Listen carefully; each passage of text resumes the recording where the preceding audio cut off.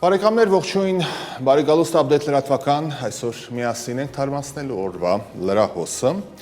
և բնականաբար թողարկումը պետք է սկսենք ազգային ժողովից, այսօր ազգային ժողովում բավականին թեժ էր, հետաքրքիր հայտարարություններ հնչեցին, մենք ծաղկաքաղ ենք արել հնարավորինս պարզ ներկայացնելու ամբողջ եղելությունը ազգային ժողովում, այսօր այնտեղ քննարկվել է Հայաստանի Հանրապետության կառավարության գործունեության նոր ծրագիրը, առավոտյան հրապարակվեցին կադրեր, թե ինչպես է Փաշինյանը կառավարության ողջ կազմով ոտքով գոնե ազգային ժողովի այգու տարածքում գալիս դեպի ազգային ժողովի շենք։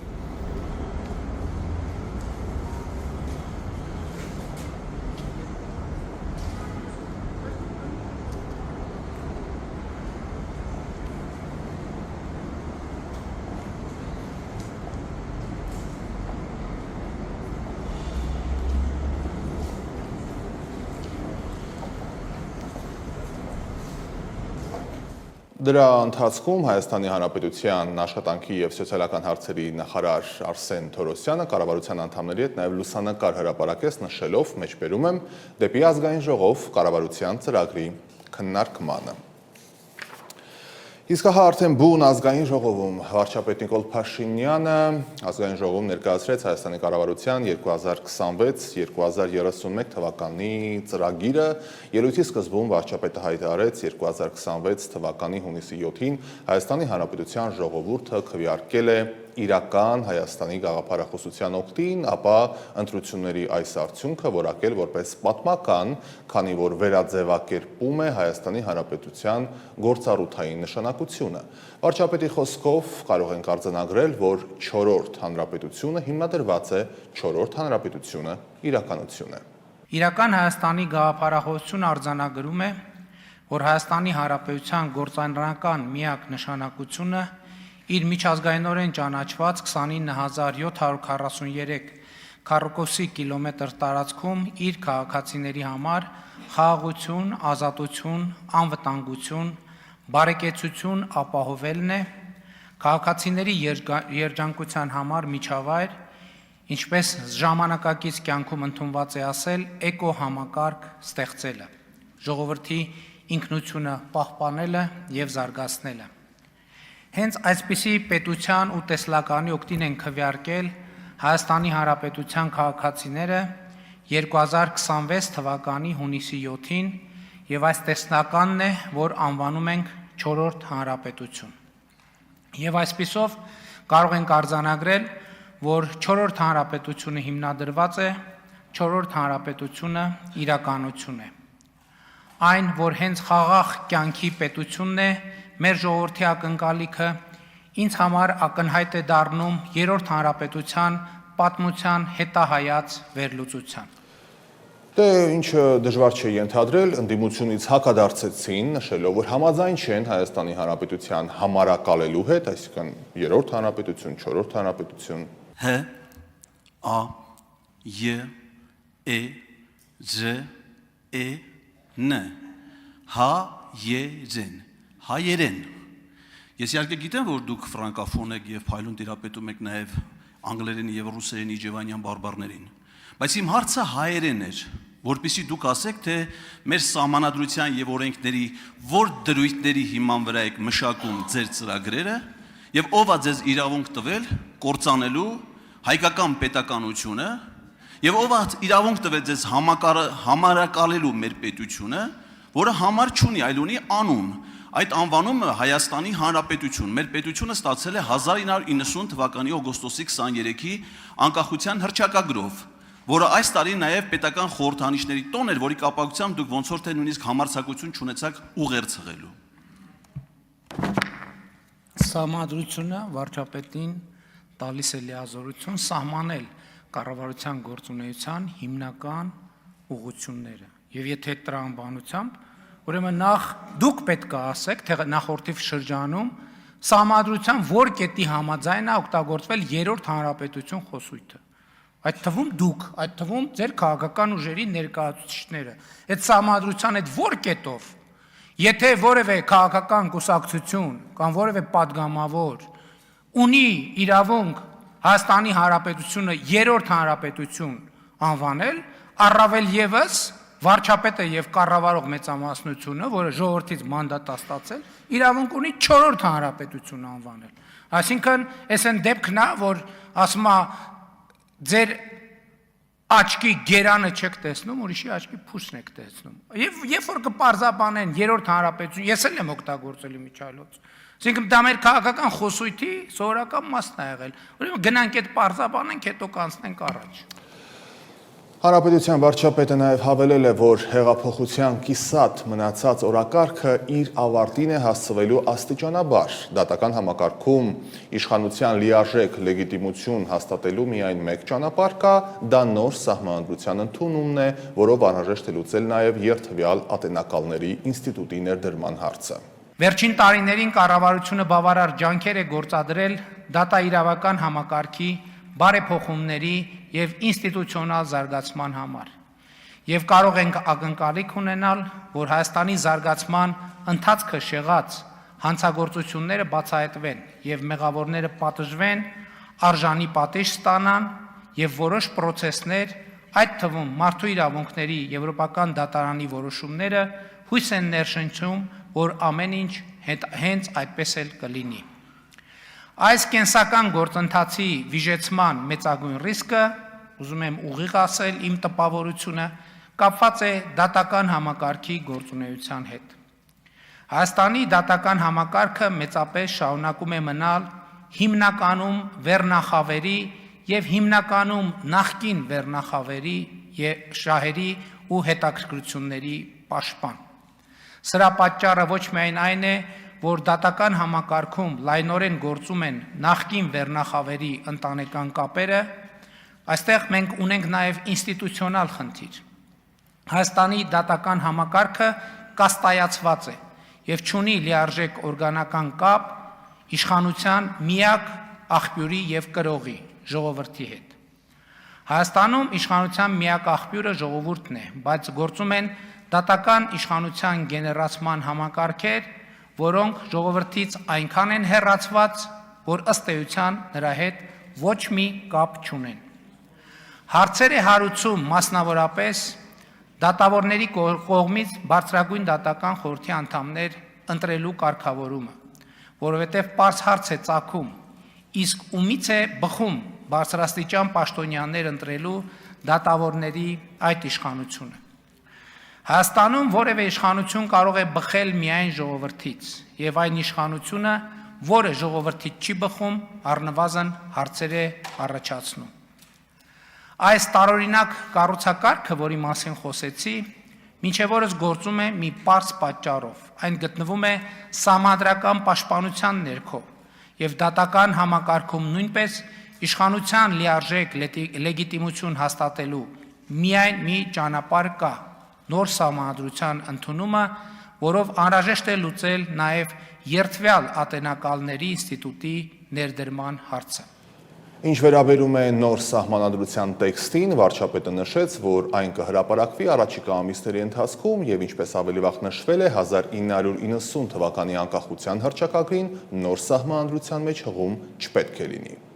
Ինչ վերաբերում է նոր սահմանադրության տեքստին, այն կհրապարակենք առաջիկա ամիսների ընթացքում եւ ինչպես ասել եմ 1990 թվականի անկախության հռչակագրին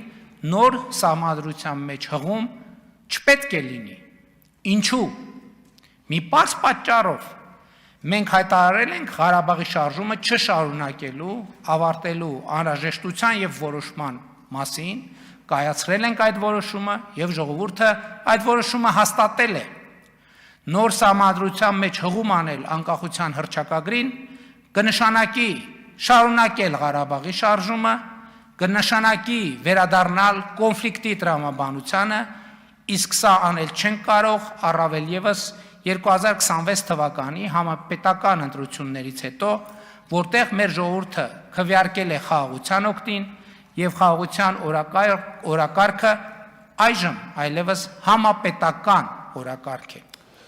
Իրական Հայաստանի մասին խոսելիս վարչապետ Փաշինյանը նշել է, թե Ադրբեջանում եւ թե Թուրքիայում չպետք է Հայաստան փնտրել, նաեւ Իրանում ու Վրաստանում եւս փնտրտուքներ չպետք է լինեն։ Ապագան այսօր է, հայտարարում է վարչապետը եւ հավելում, որ այսօրվա Հայաստանի Հանրապետությունը մեր երազանքների հայրենիքն է։ Մենք ոչ միայն Ադրբեջանում, այլև Թուրքիայում չպետք է Հայաստան փնտրենք, Իրանում չպետք է Հայաստան փնտրենք, Վրաստանում չպետք է Հայաստան փնտրենք, երկու հիմնական ռացիոնալ պատճառով։ Առաջինը, երբ Հայաստանի Հանրապետությունից դուրս Հայաստան ենք փնտրում, տեսադաշտից եւ ուշադրությունից դուրս ենք թողնում Հայաստանի Հանրապետությունը, նրա կարիքներն ու շահերը, նրա համար հոգ տանելու մեր պատասխանատվությունը եւ պարտավորությունը։ Եվ երկրորդ, ոչ պակաս կարևոր պատճառը, երբ մենք հայրենիք ենք փնտրում մեր 4 հարևանների միջազգային ճանաչված տարածքներում, բացում ենք այն դուռը, որով նրանք իրենց հայրենիքն են փնտրում Հայաստանի Հանրապետության միջազգայինորեն ճանաչված տարածքներում։ Եվ ստացվում է, որ մենք փնտրում ենք 4 տեղ, իրենք 4-ով փնտրում են մի տեղ, մեր երկրում, մեր պետությունում, մեր հայրենիքում, ու մենք հայտնվում ենք 1/4-ի կարգավիճակում։ Մենք հայտնվում ենք, ուշադրություն դարձեք, 1/4-ի կարգավիճակում։ Ու երբ հայտնվում ենք 1/4-ի կարգավիճակում, անխուսափելիորեն հասկանում ենք, որ չենք կարող նման հարևանության մեջ ապրել առանց արտաքին օգնության։ Իսկ նա, ով գալիս է մեզ օգնելու, որ մենք մեր հարևանության մեջ կարողանանք ապրել, պարզվում է ինքն էլ իր հայրենիքն է փնտրում այստեղ եւ նույնիսկ վիրավորվում է, որ մենք մեր պետությանն ու անկախությանը լուրջ ենք վերաբերվում։ Լուրջ ենք վերաբերվում դրան եւ չենք հասկանում, որ ընդամենը տեղապահ ենք, ժամանակավոր տեղապահ եւ գործիք պատմական արդարության, իր պատմական արդարության վերականգնման համար։ Իսկ հաթեով է այդ արտաքին կոչված ուժը, կարծում եմ հասկացաք։ Ամեն դեպքում Ռուսաստանի մասին խոսելիս վարչապետը անդրադարձավ նաև հայաստանյան ընդդիմությանը, նշելով, որ ռուսաստանյան որոշ շրջանակներից հանձնարարականներ է ստացել Հայաստանի Հանրապետությունում իշխանափոխություն անելու համար։ Վերադառնալով Ռուսաստանի Դաշնության հետ մեր հարաբերությունների թեմային, պիտի ընդգծեմ, որ մեր նպատակը Ռուսաստանի հետ փոխշահավետ բազմավոլորտ համագործակցությանն ուղղված երկխոսությունն է, հավասարակշռված եւ հավասարակշռման արտաքին քաղաքականության, տարածաշրջանում խաղաղության հաստատման նոր պայմաններում հարաբերությունների վերափոխման, զարգացման եւ խորացման ուղղությամբ։ Սա հեշտ գործընթաց չէ, բայց մենք առանց կրքեր բորբոքելու գնալու ենք այս ճանապարհով։ Բայց պետք է ասել ուղիղ, որ արտահանման այն սահմանափակումները, որոնք Ռուսաստանի Դաշնությունը կիրառում է Հայաստանի նկատմամբ, քաջալերված եւ խնդրված են հայաստանյան ընդդիմության կողմից, ովքեր ռուսաստանյան որոշ շրջանակների առաջ ստանձնել են Հայաստանում իշխանափոխություն անելու հանձնարարություն եւ այդ շրջանակներին հավաստիացրել, որ սահմանափակումների գործադրումը կերաշխավորի իրենց հաղթանակը հունիսի 7-ի ընտրություններում։ Հայաստանյան այդ նույն շրջանակները, հիմա էլ ռուսաստանյան այդ նույն շրջանակներին հավաստիացնում են, որ եթե սահմանափակումները շարունակվեն եւ ավելի խստացվեն, իրենք վստահաբար փողոցային պայքարով իշխանափոխություն կանեն։ Գաղտնի պլանը, որի մասին խոսում էր պատերազմի եռագլուխ կուսակցության առաջնորդներից մեկը, հենց սա է։ Ըստ այդ պլանի, իրենց հովանավորների աջակցությամբ պետք է այնպիսի տնտեսական սահմանափակումներ մտցվեն, որ Հայաստանում սոցիալ-տնտեսական ճգնաժամ սկսվի, որպեսզի ժողովուրդը կառավարության դեմ սոցիալական բունտ անի։ Էսա գաղտնի պլանի էությունը։ Իհարկե, սա նմանօրինակ առաջին պլանը չէ։ Նման մի քանի պլաններ նախկինում արդեն տապալվել են, այս մեկն էլ կտապալվի, որովհետև Հայաստանի ժողովուրդը իր պետականությունը, անկախությունը, ինքնիշխանությունը չի զիջի մաֆիային եւ Հայաստանի տնտեսությունն էլ կշարունակի իր դինամիկ զարգացումը։ Հայաստանը առաջիկայում կսկսի Եվրոմիության անդամագրվելու պաշտոնական դիմում ներկայացնելու գործընթացը։ Նիկոլ Փաշինյանը նշում է, որ Եվրոմիության անդամակցության շուրջ հանրաքվեն պետք է անցկացնել ոչ թե գործընթացի մեկնարկին, այլ երբ արդեն արկա լինի հստակ ճանապարհային քարտեզը։ Առաջիկայում կսկսենք Եվրոմիության անդամագրվելու դիմումի գործընթացը, ականջալուր լինելով նաև ԵԱՏՄ գործընկերների հորդորներին։ Խոսելով վիզաների ազատականացման մասին, վարչապետը նշում է, որ Հայաստանի Հանրապետությունը մտադիր է Եվրոմիության հետ վիզաների ազատականացումը 2029 թվականին արդեն ամրագրել։ Եվ շարունակելով քննարկումը, մեր նախընտրական ծրագրում հստակ գրված է, որ առաջիկա 5 տարում մենք հապկ վերադառնալու ոչ մի պլան չունենք, հայտարարում է վարչապետը։ Կարող ենք նաև վստահ ասել, որ հապկում մեր աշխատանքները չեն ակտիվացվելու։ Այս մասին ազգային ժողովի ամբիոնից հայտարարում է վարչապետ Փաշինյանը եւ հակադարձում ուժեղ Հայաստան խմբակցության падգամավոր Մարիաննա Ղահրամանյանի հարցին, թե արդյոք առաջիկա 5 տարում պատրաստվում է Հայաստանի Հանրապետությունը դուրս գալ հապկից։ Մենք բոլոր հարցերը տվել ենք, ոչ մի պատասխան չենք ստացել, հետեւաբար հապկի վերաբերյալ մեր հետաքրքրությունը սպառված է, նշում է վարչապետը։ Դե բնականաբար Կրեմլից այսպիսի հայտարարություններից հետո արձագանքը չուշացավ, Ռուսաստանի նախագահի մամլուք արտուղար Դմիտրի Պեսկովը արձագանքել է վարչապետ Փաշինյանի այս հայտարարությանը ազգային ժողովի դահլիճից, թե Հայաստանի Հանրապետությունում գող կլինեն, եթե հապկ անդամները որոշեն Հայաստանի Հանրապետությանը հեռացնել կազմակերպությունից, Պեսկովի խոսքով, եթե Հայաստանը այլևս կարիք չունի հապկին անդամակցելու, ապա Երևանը ազատ է ընդունել համապատասխան որոշում եւ դուրս գալ այդ կազմակերպությունից։ Մեջբերեմ Պեսկովի խոսքը, դժվարանում եմ հասկանալ, թե ինչ է նշանակում գող լինել, եւ եթե նրան հեռացնում են այդ կազմակերպությունից, եթե Երևանը այլևս կարիք չունի անդամակցության, արդյոք կարևոր է տարածաշրջանային անվտանգության կազմակերպումը ելնելով իր ազգային շահից, ապա ազատ է համապատասխան որոշում կայացնել ու այդ կազմակերպությունից դուրս գալ լրագրողների հետ ՎԿՏՐԿ-ի զրույցում նշել է Պեսկովը։ Վերջերս հիշեցնենք, որ հապկում Ռուսաստանի մշտական ներկայացուցիչ Վիկտոր Վասիլիևը ՌԻԱ Նովոստիին հայտարարել էր, որ Հայաստանին հապկում, հապկ մարմիններում քվեարկության իրավունքից զրկելու որոշում են կայացնելու։ Նա նաև հայտարարել էր, որ հապկի հավաքական անվտանգության խորհրդի հաջորդ նիստը կկայանա Մոսկվայում նոյեմբերի 11-ին եւ առաջնորդները հավանաբար կքննարկեն նաեւ այդ հարցը։ Հայաստանը հիշեցնենք սառեցրել է իր մասնակցությունը հապկին դեռևս 2024 թվականին։ Շարունակենք մեր քննարկումը ազգային ժողովի նիստից չհեռանալով, ազգային ժողովի նիստին դիմելով վարչապետ Նիկոլ Փաշինյանին ուժեղ Հայաստան խմբակցության ղեկավար Նարեկ Կարապետյանը հարցադրում արեց, որը կարծես հայոց պատմության ու պետականության մշտադիտական հարցերից մեկն էր. երբ են մեր հողերը վերադարձնելու։ Ձեր խոսույթը խզում ունի մեր հարևան երկրի առաջնորդի խոսույթից։ Իլհամ Ալիևը այլ բան է խոսում, դուք այլ բան։ Իլհամ Ալիևը 15 օր առաջ ասում է, որ մեր երկիրը կապիտուլացվել է։ Իլհամ Ալիևը մտնում է մեր երկրի ներքին գործերի մեջ, ասում է ատոմային գործերի մեջ, ասում է ատոմականը պետք է փակվի։ Երբ են իրանք վերադարձնելու մեր հողերը Պարավաքարում, Գորիսում, Ջերմուկում 2 տարի է սկսվել է դելիմիտացիայի process-ը, բայց ավարտվել է նրանով առաջի էտապը, որ մենակ մենք ենք տվել, մի փոքր բացառություններով։ Երբ են նրանք վերադարձնելու մեր հողերը, երբ են տալու հետ, որպեսզի մենք իմանանք, որ չենք քծվել,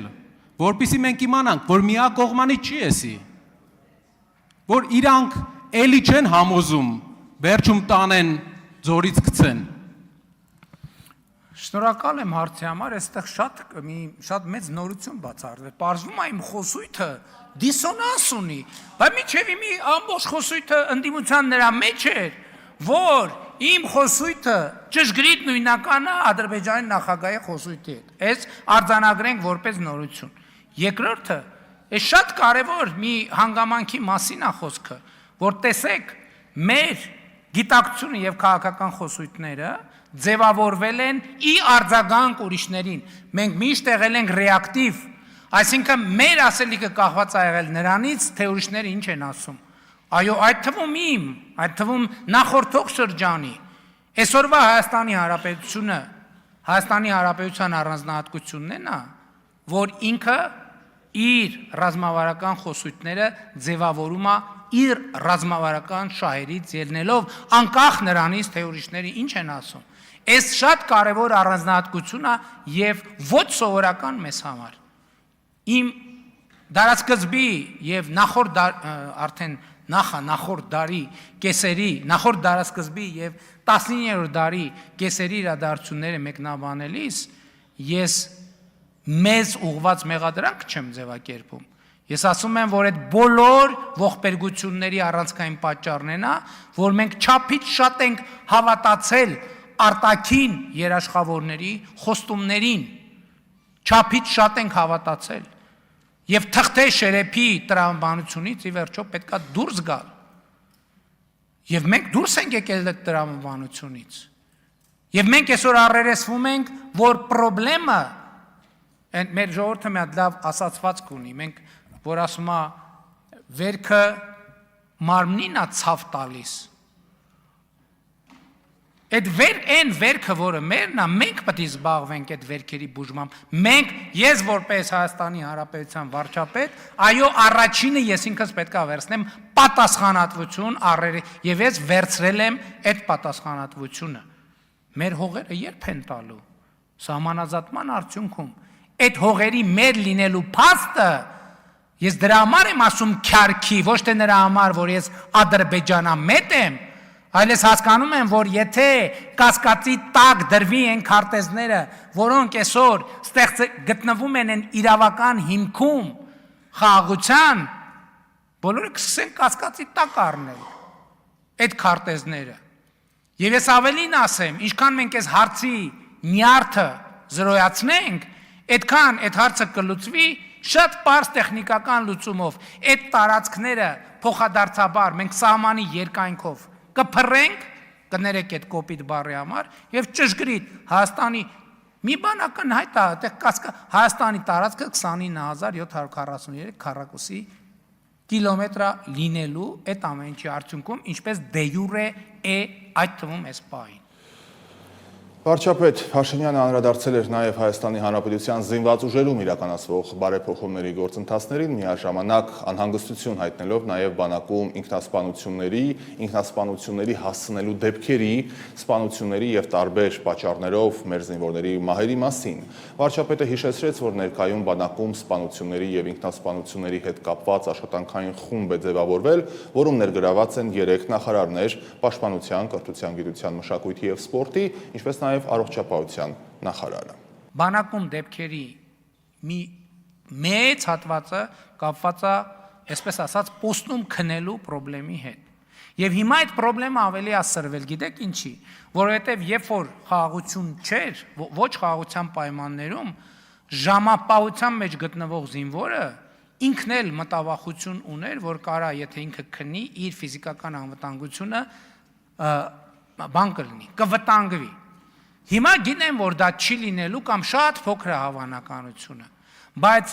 շրջապատի միջավայրի զորամասի վերաբերմունքը, հատկապես այն զորամասերի, ովքեր պատերազմի հետ ուղիղ առնչություն են ունեցել, մնացել է տեղում, եւ այստեղ մենք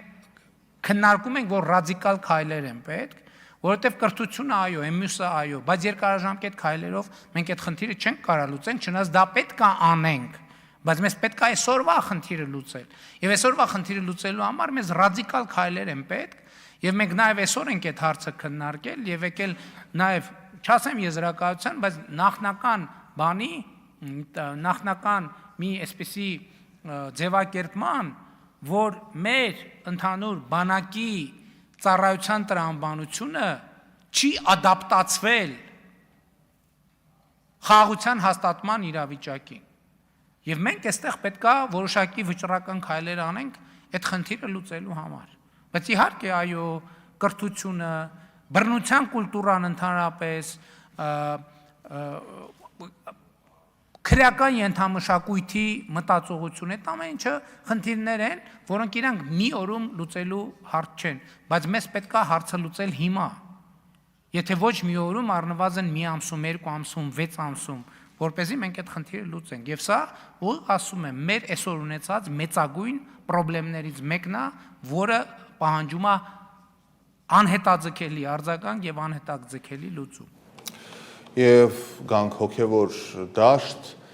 ամբիոնից հնչել է հետևյալ նախադասությունը, մեջբերում եմ. պիղծ է ձեր վեհափառը, սիրուհի ունեցող վեհափառը պղծություն է, հայտարարում է վարչապետը ազգային ժողովի ամբիոնից, եթե եկեղեցին ու պետությունը անջատ են, ինչ իրավունք ունեն վեղարով դուրս գալ ցույցի, պետք է ընտրեն հոգևոր թե քաղաքական կյանք, բայց եթե սահմանը արդեն հատել են, հետադարձ ճանապարհ չկա, մեջբերման ավարտ։ Սրանք եւս վարչապետի բառերն են, ինչպես նշեցի, իդեպ երբ ազգային ժողովում վարչապետը Գարեգին II կաթողիկոսին իր անունով դիմեց, ընդդիմությունը սկսեց հարվածել սեղաններին, իդեպ դա արդեն ավանդույթ է կարծես դառնում, վարչապետն էլ արձագանքելով ասաց, թե թող սեղաններին հարվածեն նրանք, ովքեր չգիտեն, որ կաթողիկոսը աղջիկ ունի։ Վերջ, խնդրում եմ դմդմփացնեն նրանք, ովքեր չգիտեն եւ չգիտեն, որ Կտրիչ Ներսյանը ունի աղջիկ։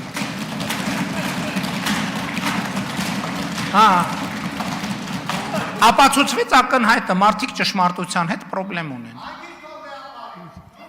Պարոն Մանուկյան, լրեք մի հատ։ Լրեք մի հատ։ Կտրիչ Ներսիսյանը պետք է հանգիստ թողի վերափառին։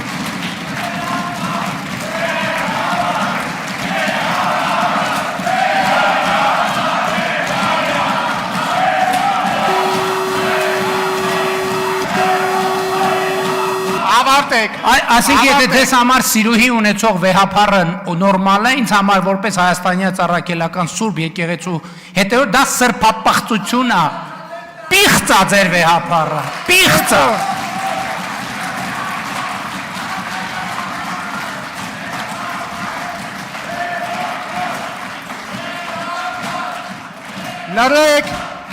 Լրեք, ներողություն, ավարտվեց այս հարցը։ Այսինքն եթե դուք խնդիր չունեք, որ մայր աթոռում նստած մարդը սեռական կյանք ունի, դմդմփացրեք ինչքան ուզում եք, դմդմփացրեք։ Պարոն Մանուկյան, ես ձեզ նախազգուշացնում եմ։ Ես ինչքան գիտեմ երեխա ունենալու ուրիշ մեթոդներ, նույնիսկ եկեղեցում չկան, երեխա ունենալու մի մեթոդ կա, այդ սեռական հարաբերություններն են։ Բան կուսակրոնություն եւ ընդ որում ես կարծում եմ, որ բոլոր այդ գիծը հատած հոգևորականները պետք է հեռանան հոգևոր ամենայն հարգանքով, ես չեմ դատապարտում ոչ մեկին, բայց իրենք կատարել են իրենց ընտրությունը, թող տեղափոխվեն աշխարհի Պարոն վարչապետ, անցնենք հաջորդ հարցին, ինձ թվում է բոլոր պատասխանները տրված են։ Քաղաքացիական պայմանագրի խմբակցության падգամավոր Գարիկ Սարգսյանը ազգային ժողովում այսօրվա նիստին խոսքը ուղղելով վարչապետին նկատեց, որ ընդդիմությունը Նիկոլ Փաշինյանին չի դիմում պարոն վարչապետով, այլ անուն ազգանունով, բայց դժգոհում են, երբ Գարիկին II-ին դիմում են ավազանի անունով Կտրիչ Ներսիսյան։ Ինչու ընդդիմությունը չի սրտնեղում, երբ Կտրիչ Ներսիսյանին դուք դիմում եք նրան անվանելով հայ առաքելական եկեղեցու փաստացի պետ, հարցնում է падգամավորը, իսկ Նիկոլ Փաշինյանը անդրադառնում է, որ Հայաստանի Հանրապետությունը դա ժողովրդավարական երկիր է, ով ինչից ուզում է կարող է նեղվել, բացարձակ խնդիր չկա։ Ինչպես նկատեցիք, մեր ընդդիմությունը չափազանց շատ սրտնեղում է, երբ Կտրիչ Ներսիսյան ենք ասում։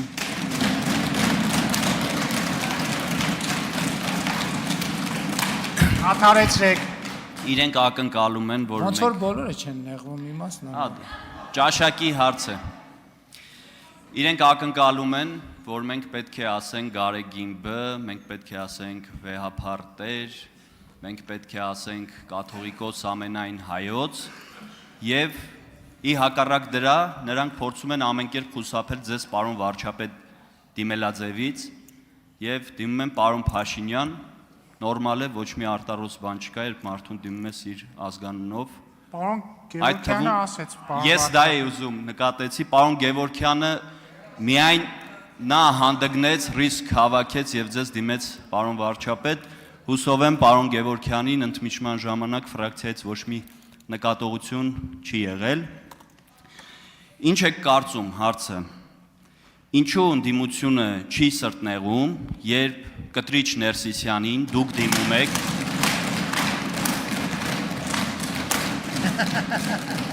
Շարունակեք, պարոն Սարգսյան։ Երբ կտրիչ Պարոն Ներսիսյանին դուք Մանուկյան, դիմում եք, երկրորդ նախազգուշացումը։ Շարունակեք, պարոն Սարգսյան։ երբ դուք դիմում եք հայաստանյաց առաքելական Սուրբ Եկեղեցու փաստացի պետ անվանելով նրան, ինչու այդ պարագայում նրանք չեն նեղվում։ Ինչ տարբերություն։ Գիտեք, Հայաստանը ժողովրդավարական երկիր է, ով ինչից ուզում է կարող է նեղվել։ Ես բացարձակ խնդիր չունեմ։ Հիմա կտրիչ Ներսիսյանից նեղվում եմ։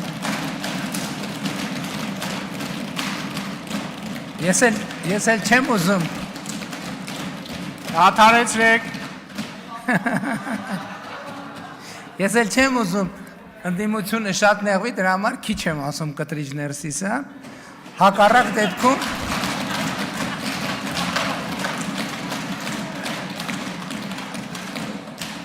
Հակառակ դեպքում կարող եմ ամեն երկրորդ նախադասության մեջ ասել կտրիչ Ներսիսյան։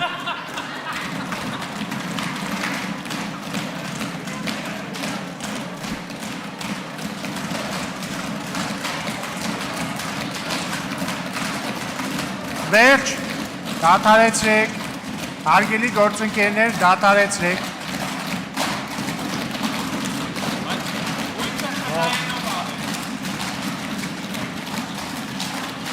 Բարակտված է ընդդիմությունը փաստորեն։ Դրա համար հնարավորինս քիչ եմ ասում կտրիչ Ներսիսյան։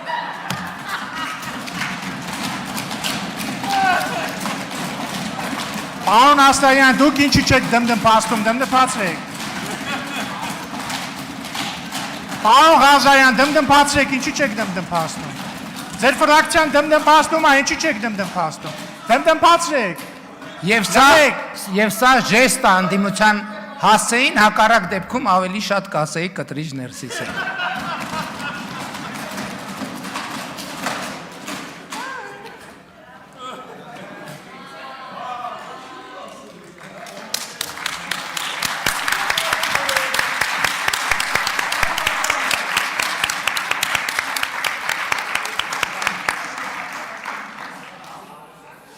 Դե, քանի որ ընդդիմությունը հեռացավ դահլիճից, ազգային ժողովից դուրս եկավ, եկեք ազգային ժողովից դուրս խոսենք նաև շնորհավորանքների մասին, այսօր Ուկրաինայի անկախության օրն է եւ տոնի կապակցությամբ վարչապետը շնորհավորական ուղերձ է հղել Ուկրաինայի նախագահ Վլադիմիր Զելենսկուն անկախության օրվա առիթով, այս մասին տեղեկանում են կառավարությունից, ուղերձում մասնավորապես նշված է, մեջբերում եմ։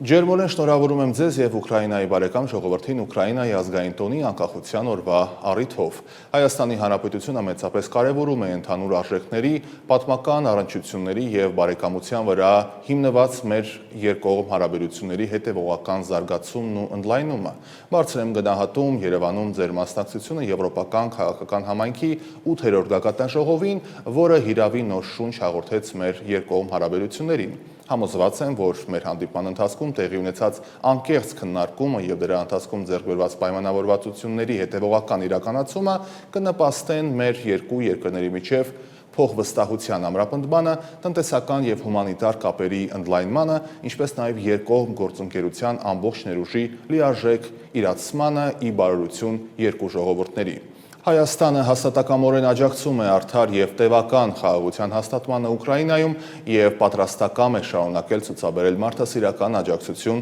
Ուկրաինայի ժողովրդին։ Մաղթում եմ ձեզ հաջողություն, իսկ Ուկրաինայի բարեկամ ժողովրդին խաղաղություն եւ տոկունություն։ Մեջբերման ավարտ։ Շարունակենք թողարկումը Ռուսաստանից Հայաստան իրականացվել է հերթական մատակարարումը Ադրբեջանի տարածքով։ Ինչպես նշված է հայտարարության մեջ, Բալաջարի կայարանից դեպի Բյոյուկ կեսիկ ուղղությամբ ուղարկվել է պրոպանով 7 վագոն ընդհանուր 242 տոննա քաշով։ Նշում է, որ մինչ օրս Ռուսաստանից Հայաստան Ադրբեջանի տարածքով տարածմամբ ուղարկվել է ավելի քան 50,000 տոննա ցորեն, շուրջ 9,000 տոննա պարարտանյութ, 1172 տոննա պրոպան, 133 տոննա ալյումին, 1114 տոննա ածուխ եւ 67 տոննա փայտանյութ։ Եվ միջազգային լրահոսին ընդառաջ Ռուսաստանը աստիճանաբար խստացնում է Հայաստանի արտահանվող որոշ ապրանքների ներմուծման սահմանափակումները, 2026 թվականի ապրիլի վերջին սահմանափակումները առանձին տեսակի հանքային ջրերի եւ ալկոհոլային խմիչքների վրայից տարածվել են նաեւ ծաղիկների, ձկնամթերքի, ինչպես նաեւ թարմ մրգերի, բանջարեղենների լայն տեսականիի վրա, որոնց ընդհանուր բաժինը կազմում է հնայի մոտ 2%-ը։ Այս մասին դեպ հեղինակավոր կայքերն են գրում Global Ratings-ի տեսությունն է հրապարակված։ Ռուսաստանի բաժինը ընկնում տուժած ապրանքային մի քանի կատեգորիաների արտահանման մոտ 80-ից 98%-ը։ Հաշվի առնելով, որ գյուղատնտեսական մատակարարումները կենտրոնացած են ամառային եւ աշնանային բերքահավաքի սեզոններին, մենք ակնկալում ենք, որ հետևանքները ավելի արտահայտված կդառնան 2026 թվականի երկրորդ կեսին, ինչը ճնշում կգործադրի գյուղատնտեսական եւ սննդի վերամշակման արտադրության, գյուղական բնակչության եկամուտների եւ արտահանման մթերքների վրա։ Թեև իշխանությունները հայաստանյան աջակցություն են ցուցաբերում տուժած արտադրողներին եւ ձգտում են դիվերսիֆիկացնել արտահանման շուկաները, ներառյալ Եվրոմիություն, մենք, այսինքն ռուսական կողմը, ակնկալում է, որ այդ ջանքերը միայն մասամբ կփոխհատուցեն կարճաժամկետ հետևանքները։ Եվ հոդվածագիրը շարունակում է, որ Ռուսաստան հայկական արտադրանքի արտահանման նկատմամբ հետագա առևտրային սահմանափակումների ռիսկը մնում է բացասական գործում։ Ես հիշեցնեմ, որ սա Global Rating-ի տեղեկություններն էին հրապարակված, իսկ հիմա հերթը միջազգային լրահոսինն է, որը կներկայացնենք տեսաշարով։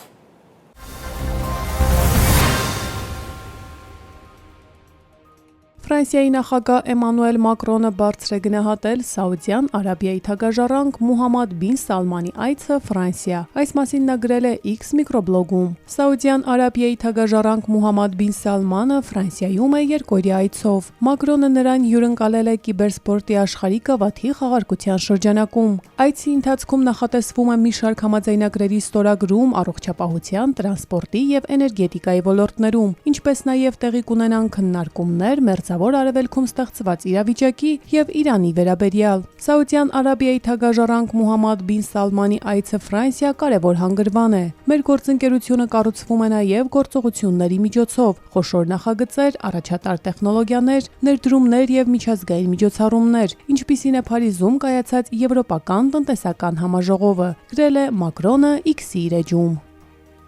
Եվրոպական միության արտաքին քաղաքականության հարցերով բարձր ներկայացուցիչ Կայա Կալասը պահանջել է, որ Իսրայելը հրաժարվի Հորդանան գետի արևմտյան ափին բնակավայրերի ընդլայնման ծրագրերից, ընդգծելով, որ այդ նախագծերը անօրինական են միջազգային իրավունքի համաձայն։ Նա կոչ է արել Իսրայելի իշխանություններին ապահովել, որ վերաբնակիչների կողմից իրականացվող բռնության համար պատասխանատվություն սահմանվի եւ վերահաստատել է Եվրամիության անսասան հանձնառությունը երկու պետությունների սկզբունքով կարգավորման հիման վրա համապարփակ, արդար եւ կայուն խաղաղությանը, որի պայմաններում Իսրայելը եւ Պաղեստինը խաղաղ եւ անվտանգ կապրեն միմյանց կողքին, ապահով եւ ճանաչված սահմաններում։ Ավելի վաղ Եվրոպական հանձնաժողովի նախագահ Ուրսուլա ֆոն դեր Լայենը անընդունելի էր որակել արևմտյան ափին բնակավայրերի ընդլայնման Իսրայելի ծրագրերը, միանալով վերջին օրերին մի շարք երկրների հնչեցրած քննադատություններին։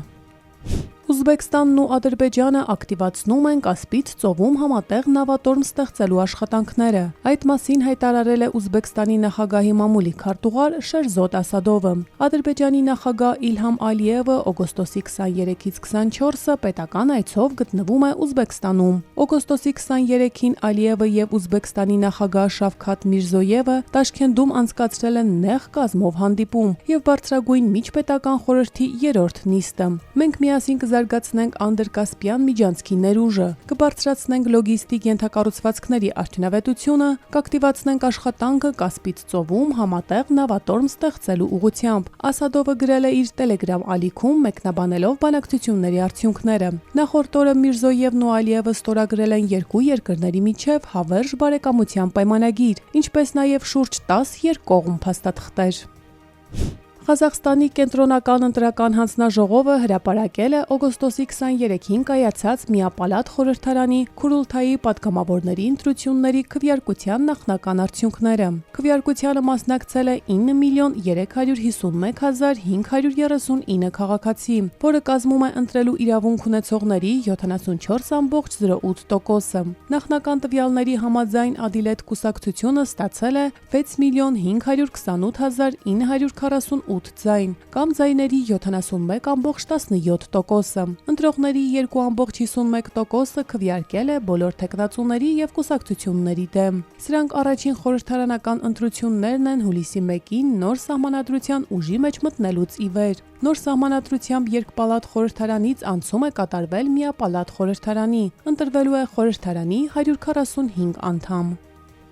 Գվինեայի մայրաքաղաք Կոնակրիում աղբավայրի փլուզման հետևանքով 30 մարդ զոհվել, 22-ը տարբեր աստիճանի վնասվածքներ են ստացել։ Փլուզումը տեղի է ունեցել Գբեյսիա շրջանի Դար էս Սալամ թաղամասի աղբավայրում, գիշերը գրանցված հորդառատ անձրևներից հետո։ Ողբերգության հետևանքով ավերվել են մի քանի տներ։ Ավելի քան 2 տասնյակ տուժածներին ցուցաբերվում է բժշկական օգնություն։ Կառավարությունից հայտնել են, որ որոնողափրկարարական աշխատանքները շարունակվում են։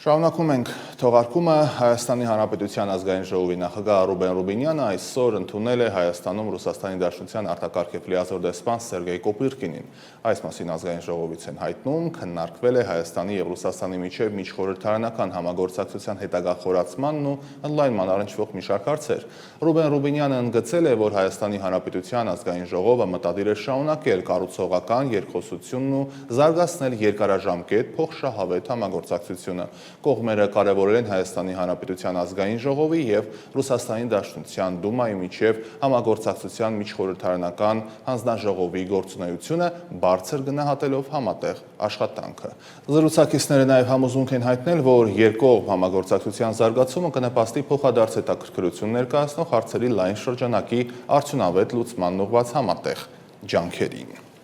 Իսկ ահա Հայաստանի Հանրապետության վարչապետի տիկին Աննա Հակոբյանը ընտանեկան բռնության թեմայով հրապարակող տեսաշարի շրջանակներում ներկայացրել է հերթական տեսաուղերձը, այս անգամ անդրադառնալով երեխայի որպես ընտանեկան բռնության տուժած անձի թեմային։ Ներկայացվում է, որ բռնության միջավայրում մեծացող երեխայի մոտ կարող է ի հայտ գալ հոգեբանական, հուզական, վարքային լուրջ հետևանքներ։ Բարև ձեզ սիրելի կանայք։ Այսօրվա թեման է երեխան որպես ընտանեկան բռնությունից տուժած անձ։ Նյութը մշակել է Անի Գոջոյանը։ Բռնության ենթարկված անձ է համարվում 0-ից 18 տարեկան այն երեխան, որը ականատես է եղել ընտանիքում տեղի ունեցած բռնությանը, նույնիսկ եթե բռնությունն անմիջականորեն նրա նկատմամբ չի կիրառվել։ Բռնության ականատես հասկացությունը չի սահմանափակվում միայն բռնության պահին երեխայի ֆիզիկական ներկայությամբ։ Երեխան կարող է համարվել բռնության ականատես նաև այն դեպքում, երբ նա տեսել է բռնության հետևանքները, լսել է բռնության դրվագները կամ դրանց ձայները, զգացել է ընտանիքում առկա վախի, լարվածության և վերահսկողության մթնոլորտը։ Միջազգային հետազոտությունները ցույց են տալիս, որ երեխան, որը մշտապես ապրում է բռնության միջավայրում, կրում է նույնքան լուրջ հոգեբանական, հուզական և վարքային տրավմատիկ ազդեցություն և հետևանքներ, որքան բռնության անմիջական զոհ դարձած երեխան։ Վաղ մանկությունը երեխայի զարգացման ամենազգայուն և արագ փոփոխվող շրջանն է։ Այս տարիքում ձևավորվում են ուղեղի կառուցվածքային և ֆունկցիոնալ կապերը, զարգանում են լեզվահաղորդակցական հմտությունները, մտածողությունը, ուշադրությունը, հիշողությունը, հույզերի կարգավորումը, սոցիալական հմտությունները, ինքնագիտակցությունը, ինքնակարգավորումը, աշխարհի նկատմամբ վստահությունը և ուրիշների հետ անվտանգ հարաբերություններ կառուցելու կարողությունը։ Երեխայի բնականոն զարգացման համար անհրաժեշտ են անվտանգ, կանխատեսելի, կայուն և աջակցող միջավայր, մեծահասակների հետ վստահելի հարաբերություններ և դրական հուզական փորձառություններ։ Ընտանեկան բռնությունը խաթարում է հենց այս պայմանները։ Բռնության կամ մշտական վախի պայմաններում ապրող երեխան կորցնում է անվտանգության զգացումը, Իսկ նրա օրգանիզմը երկար ժամանակ գտնվում է բարձր սթրեսային վիճակում։ Բռնության միջավայրում մեծացող երեխայի համար աշխարհը դադարում է ապահով եւ անվտանգ տեղ լինել այլևս։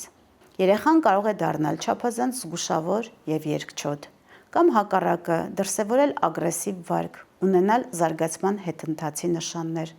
դժվարություններ կրթական գործընթացում, հաղորդակցության խոչընդոտներ կամ այլ հուզական եւ վարքային փոփոխություններ։ Այս ազդեցությունները կարող են պահպանվել երկար տարիներ